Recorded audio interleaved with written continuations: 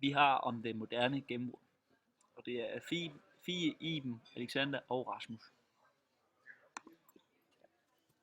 Georg Brandes var startskuddet til det moderne gennembrud med hans forelæsningsrække Hovedstrømninger i det 19. århundredes litteratur. Moderne gennembrud, det er en tid, hvor man går op med idealismen og udskiftes med en naturvidenskabelig tilgang til verden.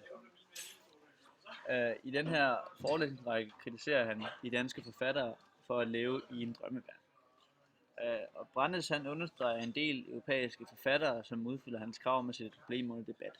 Han vil altså have litteraturen til at sætte problemer under debat. Brandes vil skabe debat om de tre K'er: kirke, klasse og køn. Naturalisme er et menneske- og livssyn, der bygger på naturvidenskaben.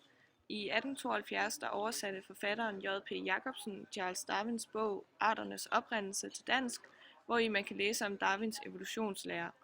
Ifølge ham er mennesket ikke ophøjet i forhold til dyrene, og vi er familie med aberne.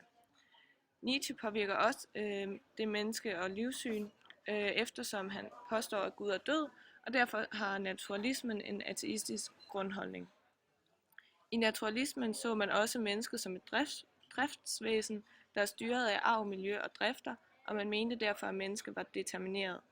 I litteraturen afspejler det naturalistiske menneske- og livssyn sig, og skrivestilen inden for naturalismen er realistisk, præcis, detaljemættet, virkelighedstro og skal kunne underbygges af fakta. Kritisk realisme afspejler sig i litteraturen som en skrivestil, der er samfundskritisk og engageret i det omkringliggende samfund, og derfor skiller den kritiske realisme livet og verden på en troværdig og realistisk måde. Forfatterne skriver om de sociale forhold i samfundet og de samfundsmæssige problemer, og forfatterne havde sympati med arbejderne og de svage. I den kritiske realisme skriver forfatterne især om klasse og kirke.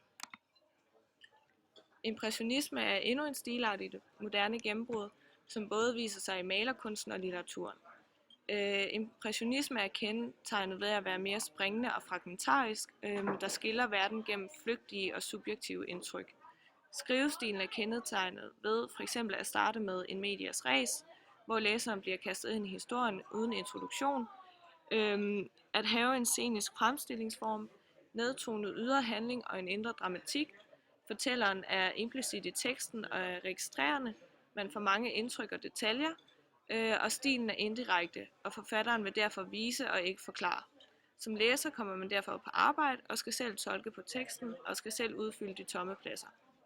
Det, der gør den impressionistiske stil moderne, er, at læseren skal være aktiv og tolke på teksten, og forfatteren lægger op til, at tilværelsen rummer flere svar og muligheder. Forfatteren Henrik Pontoppidan blev født i Fredericia, hvor hans far var præst ved Trinitatis Kirke. Han indledte sin litterære karriere med en række noveller i 1880'erne, der indeholder en barsk kritik af samfundsforholdene i Danmark. Pontoppidan modtog i 1917 Nobelprisen for hans autentiske beskrivelser af dagligdag i Danmark. Henrik Pontoppidan døde den 21. august 1943. Henrik Pontoppidan skrev mest om klasse og kirke i hans værker. Her har jeg 2 eksempler. I Lykke-Per følger vi præstesønnen Per gennem hele hans liv. Han vender kristendommen ryggen og rejser til København og uddanner sig til ingeniør. Her blev han utrolig optaget af den teknologiske udvikling og blev ateist. Dermed er der meget fokus på kirken.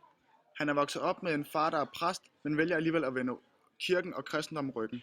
Han vælger altså at gå en anden vej end sin far og bryder derfor klassen. Nådens brød handler meget om klasse. Novellen handler om en dame ved navn Stine Bødkers, som ikke længere har råd til at forsørge sig selv eller sine børn. Hun bliver derfor placeret på fattiggården, som også bliver kaldt Kassen. Kassen var et forfærdeligt sted, hvor de fattige blev behandlet rigtig dårligt, og de mere velhavende levede rigtig godt. Dermed er der meget fokus på klasse. Han sammenligner kassen, altså fattighuset, med kirken. Folk vil ikke derhen, folk kan ikke lide at være der, ligesom med kirken. Han kritiserer derfor kirken. Amalie Skram er en af de få kvindelige forfattere i det moderne gennembrud. Hun er dansk-norsk og derfor skiller sig ud.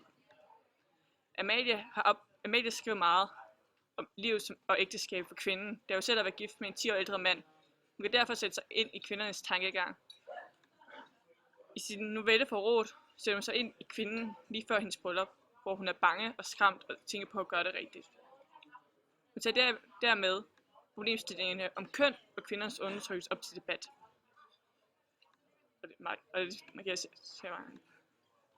Han er bange en anden forfatter i det moderne gennembrud. Han sætter sig også ind i ægteskabet, som i foran aldrede. Men her tager han ikke kun mændene og kvindernes synspunkt. Her tager han både mænd og kvindernes synspunkt på ægteskabet, hvor man kommer ind i begge sind. Han skriver en impressionistisk skrivestil, hvor man selv skal fortolke, hvad der sker. Han skriver meget om kønnene. Han skriver derfor meget om problemstillinger om køn, fordi han ser sig ind i begge sind. Han ser sig ind i begge, både mænd og kvinder i forhold til brylluppet.